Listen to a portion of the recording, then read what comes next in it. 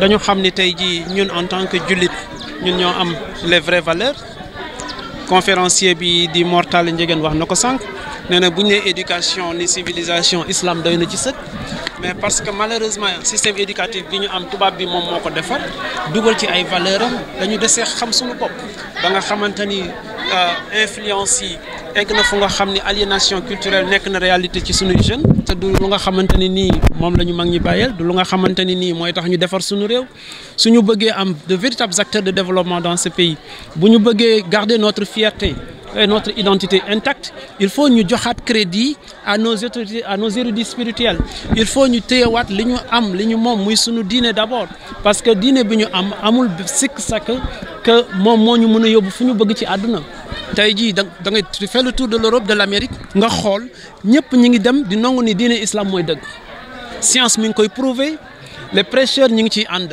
ñun ñi nga xamante ni nag ñoo am chance moom loolu war ko téye ni ñu ko war a téye pour nekk des ambassadeurs de la foi musulmane ñu xaw a sàggan par l'aliénation culturelle il faut ñu bañ loolu te def jàpp naa si niñ benn yoon ci bi yoon yi ñu mën a jaar pour xeex aliénation culturelle mooy ñu wax cette jeunesse là que seen vraie valeur lii la mag ñi biñ ko dundee lii la leen jural yéen vous avez intérêt ngeen tegu si yoon boobu.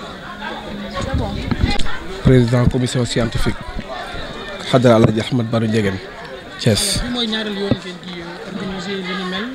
dañu wax tamit ci wàllum ci aada ak ki ñu jël jël en tant que comité scientifique ak jéego yi ngeen di yëkkati jëmale ko ci autorité locale yi administrative yi tey lan la Hadara Mame El Hadj di yëkkati ay kàddu jëmale ko ci symposium. waaw sant yàlla bu baax ñu yàlla may defal ñu sutura suñu maam Tafsir Ahmed Baro Ndiéguène ñëw Thiès depuis 1885.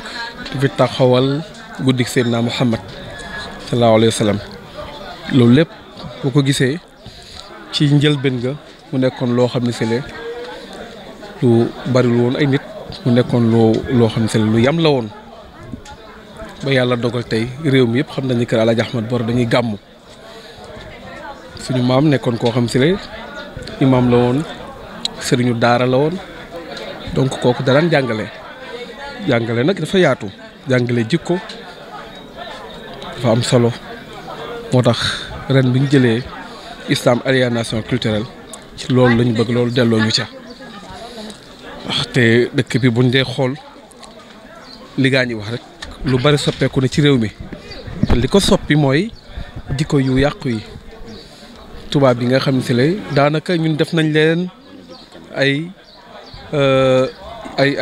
référence te pourtant ñun am nañ suñuy référence yu baax de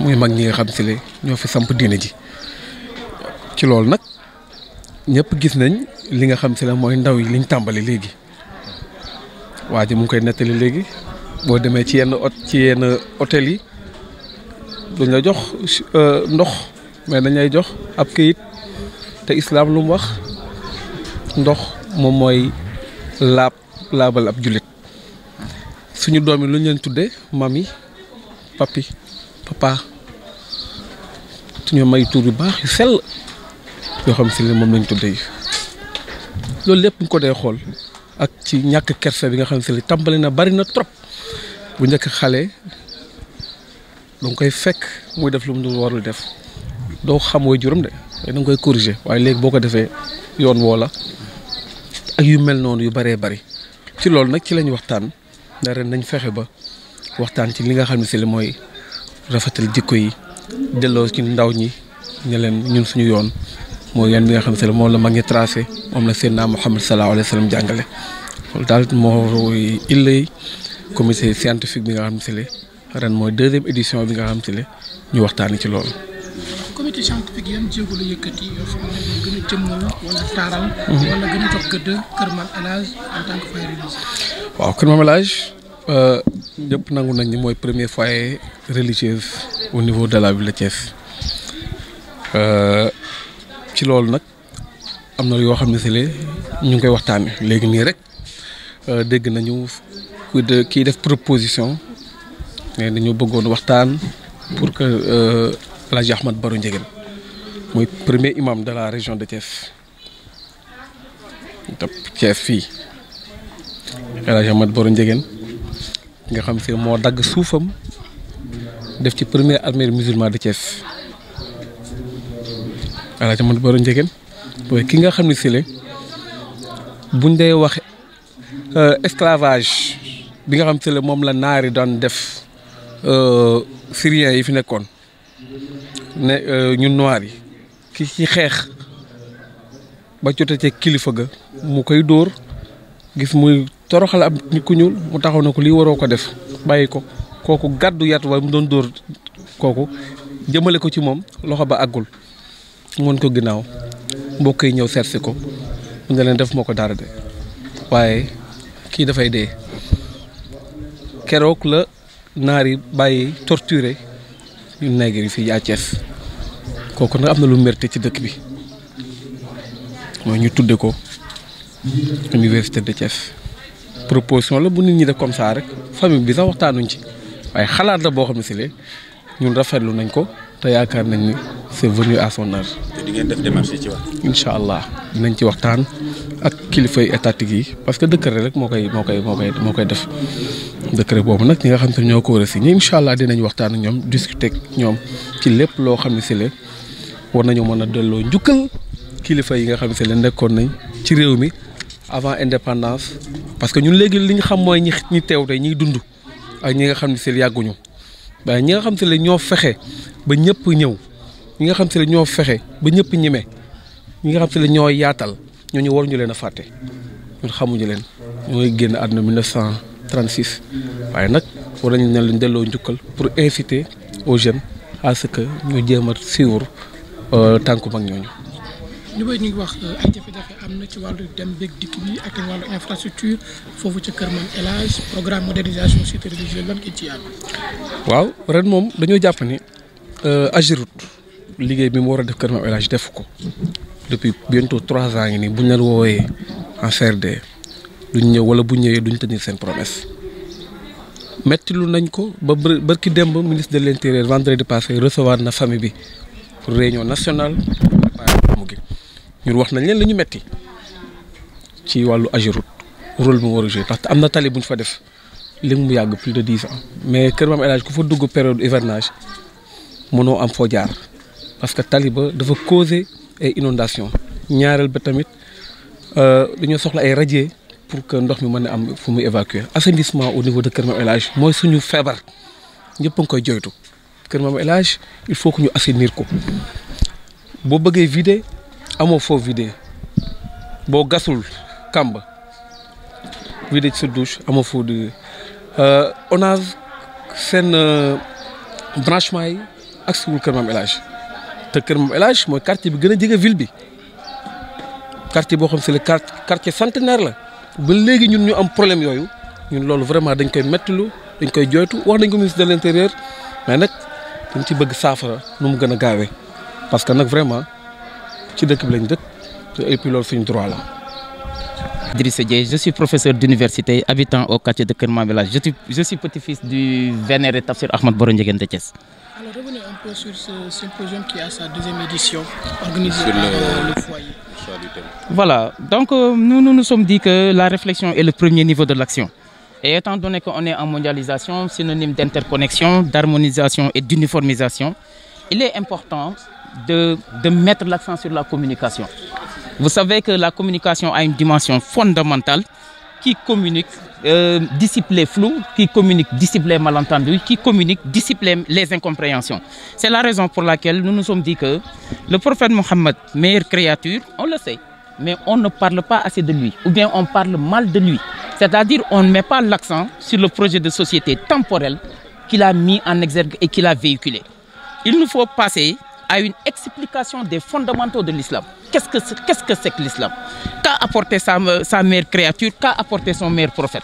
C'est la raison pour laquelle la famille de Tafsir Ahmad Baro Ndiéguène, qui en a à sa 132e édition du Gamou, Tafsir Ahmad Baro Ndiéguène est né en 1825 et a été rappelé à Dieu en 1934. Il a vécu 111 ans. Actuellement, dans toutes les familles religieuses du Sénégal, vous y allez, vous avez un petit-fils ou bien un sous-petit-fils. Mais c'est dans la famille Ndiéguène où tu trouves le fils cadet du père fondateur de la famille. Il s'appelle Serigne Abdoul Aziz Ndiéguène, accompagné du Khalif Serigne Mounirou Ndiéguène. Donc pour vous dire que c'est un homme d'une dimension universelle. C'est un homme qui a été porteur d'un projet de société. Et l'islam, ce n'est pas seulement de l'idéologie, de l'abstraction, de la subjectivité, non.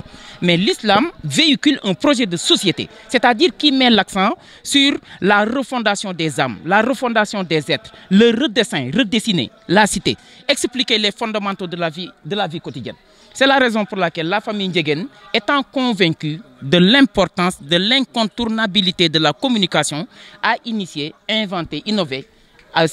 Cette année, c'est la 2e édition, un forum, un symposium qui met l'accent sur la communication religieuse, qui met l'accent sur la transmission des fondamentaux de l'islam. C'est la raison pour laquelle la famille a jugé nécessaire d'organiser ce symposium-là qui en est cette année à sa 2e édition. Vous avez déploré le manque d'infrastructures à Keur Mamel-Hadj. Revenez sur ce... Oui, parce que Keur Mamel-Hadj est une aire, A-I-R-E, donc qui ne grandit pas.